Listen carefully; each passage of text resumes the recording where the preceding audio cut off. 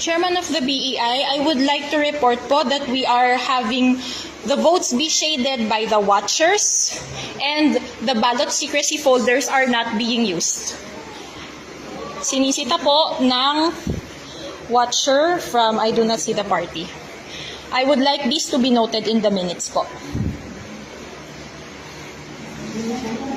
Despite the fact of reporting, tinutuloy pa rin po na mag-shade despite being a poll watcher who is disqualified from being an assister for the elderly. May we also note po the presence of election paraphernalia. Excuse me.